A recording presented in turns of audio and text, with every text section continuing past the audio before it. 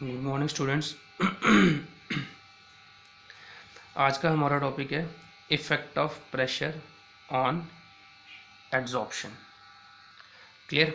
आज का हमारा टॉपिक है effect of adsorption of gases on the surface of solid, कि प्रेशर का क्या इफ़ेक्ट होता है एड्जॉर्प्शन के ऊपर।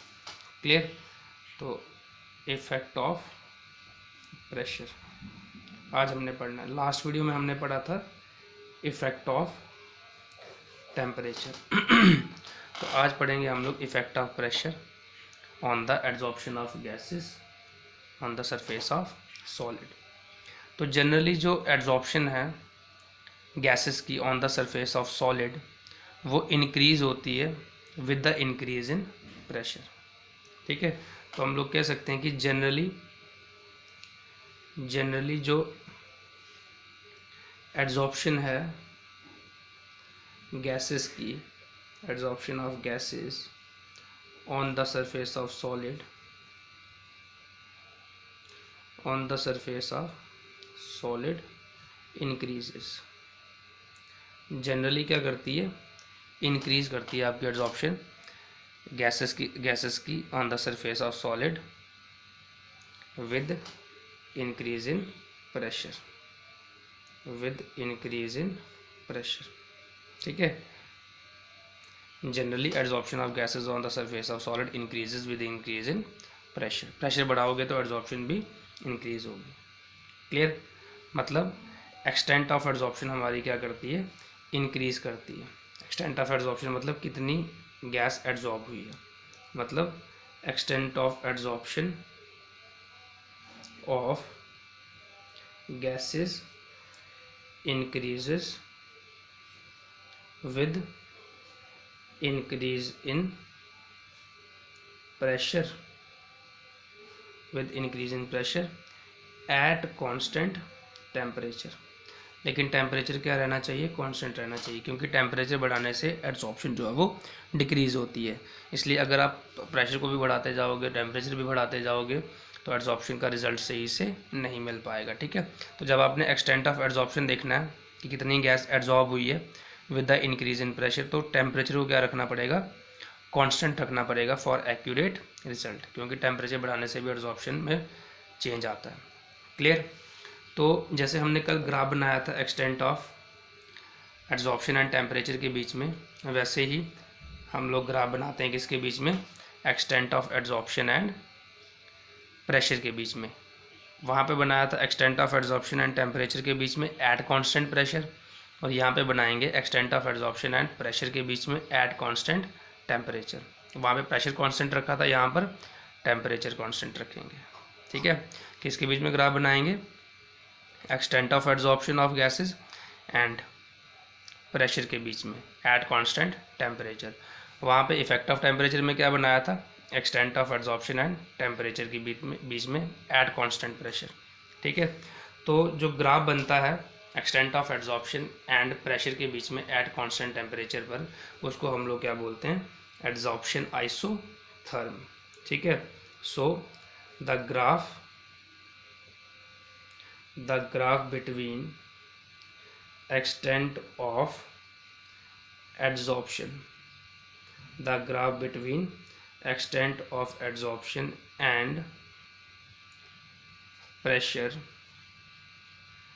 at constant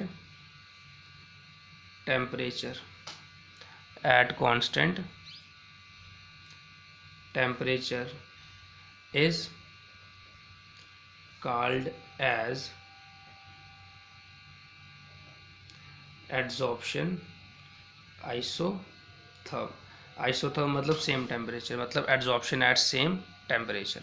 टेम्परेचर कांस्टेंट रखा है और उसके ऊपर हम लोग एड्जॉर्प्शन करा रहे हैं। क्लियर।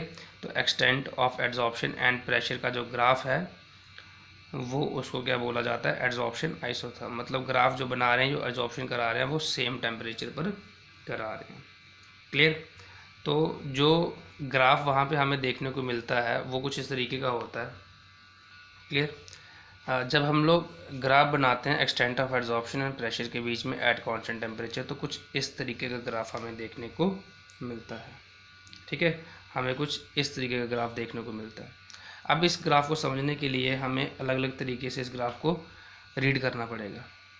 अगर हम लोग यहाँ तक की बात करें, इस पॉइंट से लेकर इस पॉइंट तक की बात की, तो काफ़ी लो प्रेशर है। स्टार्टिंग में प्रेशर क्या है, लो है, मतलब इतना प्रेशर है हमारे पास। तो एट लो प्रेशर क्या केस बनता है, एट लो प्रेशर क्या केस बनता है, देखो मैंने एक पॉइंट ले लिया यहाँ से लेकर यहाँ तक, तो ये लो प्रेशर है। देखो ये पॉइंट पे इतना ज़्यादा प्रेशर नहीं है। एट लो प्रेशर क्या बनता है, देखिए एकदम स्ट्रेट लाइन आ रही है, ग्राफ की क्या आ रही है, एकदम स्ट्रेट लाइन आ रही है। लो प्रेशर क्या देखने को मिल रहा है, एकदम स्ट्रेट लाइन। इसका मतलब क्या है कि एक्सटेंट ऑफ एड्जॉर्प्शन जो है वो डायरेक्टली प्रोपोर्शनल होगा किसके, पी, या जो भी यहाँ पर प्रेशर है। अगर यहाँ पे पी प्रेशर है तो मैं यहाँ मान लेता हूँ कि ये प्रेशर हमारा किसके बराबर है, P1 के बराबर। ठीक है, मैं ये मान लेता हूँ कि ये प्रेशर, यहाँ का जो प्रेशर है वो किसके बराबर है, P1 के बराबर। मतलब हमारा जो ग्राफ है वो स्ट्रेट लाइन आएगा। हमारा क्या आया, स्ट्रेट लाइन आया। स्ट्रेट लाइन ग्राफ का मतलब क्या होता है, जब कोई दो क्वांटिटी के बीच में ग्राफ स्ट्रेट लाइन आता है तो मतलब वो दोनों डायरेक्टली प्रोपोर्शनल है। तो हमने लिख लिया कि extent of adsorption is directly proportional to pressure. मतलब जितना प्रेशर बढ़ा रहे हैं उतना ही एक्सटेंट ऑफ एड्जॉर्प्शन भी बढ़ रहा है। ठीक है, डायरेक्टली प्रोपोर्शनल आ रहा है, मतलब जितना ये बढ़ाओगे उतना ही ये बढ़ रहा है, और काफ़ी फास्ट तरीके से बढ़ रहा है, एकदम स्ट्रेट लाइन आ रही है passing through the origin. Clear, मतलब जितना आप प्रेशर बढ़ाओगे उतना एक्सटेंट ऑफ एड्जॉर्प्शन भी इंक्रीज होगा, लेकिन ये स्टार्टिंग की कहानी है। ठीक है, जब प्रेशर क्या है, लो है। तो अगर x/m डायरेक्टली प्रोपोर्शनल है तो प्रोपोर्शनलिटी हटाओगे तो ये किसके बराबर आ जाएगा, it implies x/m is equal to कोई कांस्टेंट बीच में तो Kp1। क्लियर, तो ये आ गया हमारा क्या equation, x/m is equal to Kp1 कि डायरेक्टली प्रोपोर्शनल है। अब अगर हम थोड़ा आगे चले जाएं, यहाँ पर ये वाला केस, ठीक है, यहाँ से लेके यहाँ तक, तो यहाँ पर देखो प्रेशर काफ़ी हाई हो गया। इसके बाद प्रेशर, अगर इस पॉइंट से आगे जाएंगे तो प्रेशर देखो काफ़ी हाई हो चुका है। तो हाई प्रेशर पे क्या आ रहा है, जब प्रेशर हमने बहुत हाई कर दिया, इस रेंज के बाद अगर आप प्रेशर देखोगे तो ये काफ़ी हाई है। इसके बाद यहाँ पर जब आप पॉइंट मार्क करोगे तो इसके बाद आगे देखोगे प्रेशर काफ़ी हाई है। तो एट हाई प्रेशर क्या हो रहा है, देखिए एकदम स्ट्रेट लाइन ग्राफ आ रहा है। हाई प्रेशर पे ग्राफ स्ट्रेट लाइन हो गया, लेकिन parallel to the pressure axis. मतलब जितना मर्जी प्रेशर बढ़ा रहे हैं, क्या एक्सटेंट ऑफ एड्जॉर्प्शन में कोई फ़र्क पड़ रहा है, नहीं, एक्सटेंट ऑफ एड्जॉर्प्शन इतनी ही है। मतलब हाई प्रेशर जब हम लोग प्रेशर बहुत हाई कर देते हैं तो एक्सटेंट ऑफ एड्जॉर्प्शन जो है वो इंडिपेंडेंट हो जाती है। ठीक है, एट हाई प्रेशर जो एक्सटेंट ऑफ एड्जॉर्प्शन है, जब बहुत ज़्यादा प्रेशर कर दिया तो क्या एक्सटेंट ऑफ एड्जॉर्प्शन में कोई चेंज आ रहा है, नहीं आ रहा है। तो मतलब एट हाई प्रेशर क्या होता है, extent of adsorption becomes independent of the pressure. ठीक है, तो एट हाई प्रेशर क्या होता है, x/m becomes independent of the value of p। जितना मर्जी प्रेशर बढ़ाते जाओ कोई फ़र्क नहीं पड़ेगा एक्सटेंट ऑफ एड्जॉर्प्शन पे। क्लियर, तो इसका मतलब क्या है कि x/m is proportional to P0, is proportional to P0। P0 मतलब कि प्रेशर पे डिपेंड नहीं कर रहा। इस P0 का मतलब, नॉट भी बोलते हैं इसको, P0 का मतलब क्या है कि एक्सटेंट ऑफ एड्जॉर्प्शन जो है वो हाई प्रेशर पे डिपेंड नहीं कर रही है, मतलब इंडिपेंडेंट है। नॉट का मतलब क्या कि दिस क्वांटिटी इज़ इंडिपेंडेंट। जब भी इस तरीके से कोई इक्वेशन लिखी होती है तो मतलब क्या होता है कि this quantity is independent of this. Clear, तो मतलब हाई प्रेशर पर जो एक्सटेंट ऑफ एड्जॉर्प्शन है that is independent of pressure. मतलब जब बहुत ज़्यादा प्रेशर कर दोगे तब भी एक्सटेंट ऑफ एड्जॉर्प्शन को कोई फ़र्क नहीं पड़ेगा। क्लियर, तो यहाँ से x/m हमारा किसके बराबर आ जाएगा, Kp0 के बराबर। क्लियर, अच्छा अब थर्ड केस देखते हैं। इसमें थर्ड केस देखते हैं, मैं यहाँ पे लिख रहा हूँ, यहाँ पर थर्ड केस देखते हैं। इसमें क्या बनेगा, देखिए हमने लो प्रेशर देख लिया यहाँ से लेके यहाँ तक, हाई प्रेशर देख लिया हमने यहाँ से लेके यहाँ तक। अब हमने देखना है ये वाला इंटरमीडिएट प्रेशर। अच्छा, और ये वो प्रेशर ना, ये बहुत हाई प्रेशर है ना, ये हो गया, ये होगा, कोई भी इस लाइन पे पॉइंट ले लो, ये वो प्रेशर है जिस पर एक्सटेंट ऑफ एड्जॉर्प्शन, मतलब जिस प्रेशर का एक्सटेंट ऑफ एड्जॉर्प्शन पे कोई भी असर नहीं हो रहा है। ये वो प्रेशर है, यहाँ तक ये प्रेशर होगा, ये प्रेशर, ये वो सारे प्रेशर्स हैं जिसका एक्सटेंट ऑफ एड्जॉर्प्शन के ऊपर कोई भी असर नहीं हो रहा है। और इस प्रेशर को हम लोग क्या बोलते हैं, इस प्रेशर को बोला जाता है सैचुरेशन प्रेशर। क्या बोलते हैं इसको, सैचुरेशन प्रेशर। मतलब इस प्रेशर पर एड्जॉर्प्शन में कोई भी फ़र्क नहीं पड़ेगा। ठीक है, तो ये वाला केस देख लिया, ये वाला देख लिया। अब देखेंगे हम ये बीच वाला केस। ये बीच वाले केस में मतलब जब प्रेशर ना बहुत हाई है ना बहुत लो है, तो इस केस में क्या हो रहा है कि प्रेशर बढ़ाने से एक्सटेंट ऑफ एड्जॉर्प्शन फ़र्क पड़ रहा है। देखो जब यहाँ आया तो थोड़ा सा बढ़ गया, इसके कॉरस्पॉन्डिंग ये था, फिर यहाँ हो गया थोड़ा और बढ़ जाएगा। मतलब इस प्रेशर रेंज में प्रेशर बढ़ाने से एक्सटेंट ऑफ एड्जॉर्प्शन तो बढ़ रहा है, लेकिन बहुत ज़्यादा नहीं बढ़ रहा है। जैसे यहाँ बढ़ रहा था ना, एकदम रैपिड चेंज आ रहा था, इस रेंज में, इस प्रेशर की रेंज में वो रैपिड चेंज नहीं आएगा। इस प्रेशर की रेंज में वो रैपिड चेंज नहीं आएगा, मतलब एक्सटेंट ऑफ एड्जॉर्प्शन बढ़ रहा है लेकिन बहुत कम इंक्रीज़ हो रहा है। देखो अगर आप पॉइंट मार्क करोगे यहाँ से लेके यहाँ तक, तो बढ़ा तो सही एक्सटेंट ऑफ एड्जॉर्प्शन, लेकिन इतना ज़्यादा भी नहीं बढ़ा, बड़ा नॉर्मल सा एक्सटेंट ऑफ एड्जॉर्प्शन बढ़ा। ठीक है, तो नॉर्मल सा बढ़ा, मतलब ये जो एक्सटेंट ऑफ एड्जॉर्प्शन है ये फ्रैक्शन में बढ़ेगा इस रेंज ऑफ प्रेशर में। ठीक है, तो हम लोग कह सकते हैं कि in the intermediate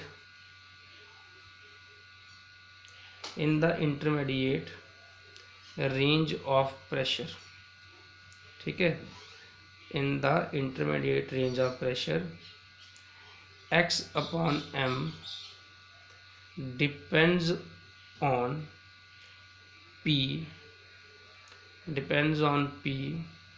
raised to power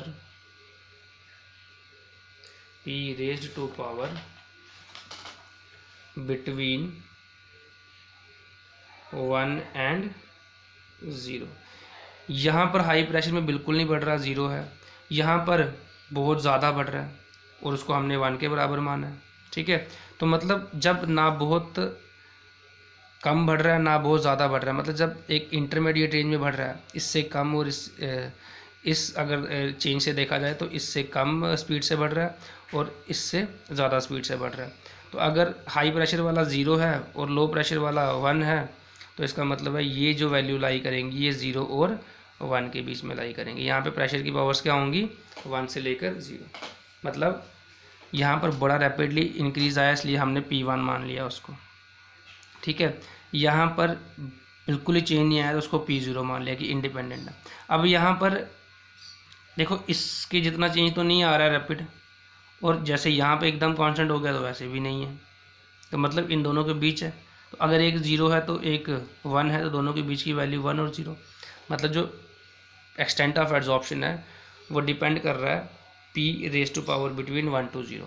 मतलब प्रेशर बढ़ेगा लेकिन एक्सटेंट ऑफ एड्जॉर्प्शन बढ़ेगा, लेकिन एक्सटेंट और जो उसका प्रेशर जो होगा वो मतलब यहाँ पर अगर हम देखें, क्लियर, मतलब एक्सटेंट ऑफ एड्जॉर्प्शन जो है वो बड़ा कम बढ़ेगा प्रेशर के बढ़ाने से। ठीक है, तो वो डिपेंड करेगा 1 से लेके 0 तक, क्योंकि लो प्रेशर पे क्या है 1 के प्रोपोर्शनल है, हाई प्रेशर पे 0। तो इंटरमीडिएट में 1 से लेकर 0 के बीच में जो वैल्यूज़ आएंगी उन पे डिपेंड करेगा क्या, आपका एक्सटेंट ऑफ एड्जॉर्प्शन। तो अब 1 और 0 के बीच में तो फ्रैक्शन वाली वैल्यूज़ आएंगी। ठीक है, कौन सी वाली वैल्यूज़ आएंगी, फ्रैक्शन वाली वैल्यू आएंगी। तो यहाँ पर हम लोग मान के चलते हैं कि जो हमारा x/m है एक्सटेंट ऑफ एड्जॉर्प्शन वो प्रोपोर्शनल है P1 की पावर n के बराबर, क्योंकि 1 और 0 में वैल्यू 1 से छोटी ही आएगी और 0 से बड़ी आएगी, तो इसलिए n कोई भी आपका डिजिट हो सकता है, 2, 3, 4, 5, 6, 7, 8, 9, 10 कुछ भी हो सकता है। हमेशा वैल्यू 1 और 0 के बीच में ही लाई करेगी। क्लियर, अगर प्रोपोर्शनलिटी हटाओगे तो x/m किसके बराबर आ जाएगा, Kp1/n के बराबर। क्लियर, वेयर जो हमने इक्वेशन लिखी पीछे क्या, x upon m is equal to k p की पावर 1 अपॉन एम। इसमें n हमारा कोई इंटीजर हो सकता है, n इज़ एनी इंटीजर, ठीक है, और k हमारा क्या है, कांस्टेंट है, depending upon the nature of adsorbent and adsorbent कैसा है, ठीक है। अच्छा, ये जो रिलेशनशिप है बेसिकली ये वाला, ये एक्चुअल में दिया किसने था, ये वाला जो रिलेशनशिप है ये एक्चुअल में दिया किसने था, this relation is given by Freundlich. ये रिलेशन किसने दिया था, फ्रेंडलिक नाम के एक साइंटिस्ट थे जिन्होंने ये रिलेशन दिया था, ठीक है। इसलिए इक्वेशन 1 को फ्रेंडलिक एड्जॉर्प्शन आइसोथर्म भी बोला जाता है, ठीक है। इसलिए इक्वेशन 1 को फ्रेंडलिक एड्जॉर्प्शन आइसोथर्म भी बोला जाता है। तो चलिए अब जो इक्वेशन हमने ऊपर लिखी है उसकी वैलिडिटी चेक करते हैं, ठीक है। वैलिडिटी चेक करनी है, हमने क्या करनी है, वैलिडिटी चेक करनी है उस इक्वेशन की। इस इक्वेशन की हमने क्या करनी है, वैलिडिटी चेक करनी है। तो इस to check validity of above equation, ऊपर वाली इक्वेशन की वैलिडिटी चेक करनी है। तो वैलिडिटी को चेक करने के लिए हम लोग क्या करते हैं, लॉग अप्लाई करते हैं। To check validity of above equation apply log to both side, दोनों साइड इक्वेशन के लॉग अप्लाई कर दो, वी गेट, क्या मिलेगा हमें, log X upon M is equal to log के plus 1 upon N log P. Because यहाँ पर जब हम लोग फॉर्मूला लगाएंगे लॉग इसके साथ अप्लाई करेंगे तो ये लॉग ए प्लस बी बन जाएगा, तो लॉग के प्लस लॉग पी की पावर 1 अपॉन एन आएगा। अच्छा, इसको मैं थोड़ा सा बता देता हूँ आपको ये कैसे आया। जब आप राइट हैंड साइड हम लोग अप्लाई करेंगे लॉग के पी 1 अपॉन एन, तो ये ए बी का फॉर्मूला बन जाएगा, तो लॉग के plus log p 1 upon n आएगा, ठीक है। अच्छा, लॉग के प्लस अभी लॉग ए की पावर बी बन गया, तो ये बी लॉग ए आ जाएगा, मतलब 1 अपॉन एन लॉग पी, तो वही हमने यहाँ पर लिखा है। क्लियर।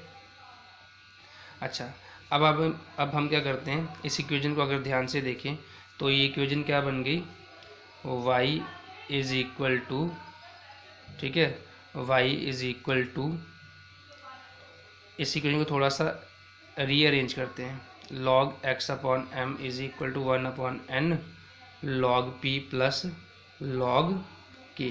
तो ये इक्वेशन बन गई y is equal to M X plus C, ये आ गया y, ये आ गया हमारा m, ये आ गया हमारा x और ये आ गया हमारा c। y एक्सिस, ये आ गया स्लोप, m आ गई स्लोप और x हमारा x एक्सिस और ये आ गया c हमारा इंटरसेप्ट ऑन y एक्सिस। तो अगर इसका हम ग्राफ बनाएंगे तो स्ट्रेट लाइन है, इंटरसेप्ट कहाँ पर है, सी पर, और वो क्या है, लॉग के। ग्राफ किसके बीच में है, लॉग एक्स अपॉन एम के बीच में और लॉग पी के बीच में, ठीक है, लॉग पी के बीच में। ग्राफ किसके बीच में, लॉग पी और लॉग एक्स अपॉन एम के बीच में, ठीक है। तो स्ट्रेट लाइन ग्राफ है क्योंकि स्ट्रेट लाइन की इक्वेशन बन रही है ये, लेकिन स्ट्रेट लाइन का इंटरसेप्ट कहाँ पर है, लॉग के पर। तो ओरिजिन से स्टार्ट नहीं होता, ओरिजिन से स्टार्ट तब होता अगर यहाँ पे इंटरसेप्ट की वैल्यू 0 होती। तो लॉग के मान लेते हैं ये वो लॉग के है, तो स्ट्रेट लाइन ये आ गई आपकी। क्लियर। स्लोप क्या है इसकी, लाइन की, m, और m यहाँ पर क्या है, 1 अपॉन n, और ये वो आ गया इंटरसेप्ट जिसकी वैल्यू क्या है, लॉग के। क्लियर। तो दिस इज़ द, अब देखो हमने वैलिडिटी चेक कर ली, ये इक्वेशन पे जब मैंने लॉग अप्लाई किया तो ये स्ट्रेट लाइन की इक्वेशन बनती है। स्ट्रेट लाइन ग्राफ आता है, मतलब एक्सटेंट ऑफ एड्जॉर्प्शन इंक्रीज होता है with the increase in pressure. Extent of x upon m क्या है, एक्सटेंट ऑफ एड्जॉर्प्शन, और पी क्या है, प्रेशर, तो मतलब प्रेशर बढ़ा रहे हैं तो एक्सटेंट ऑफ एड्जॉर्प्शन क्या हो रहा है, इंक्रीज हो रहा है। क्लियर।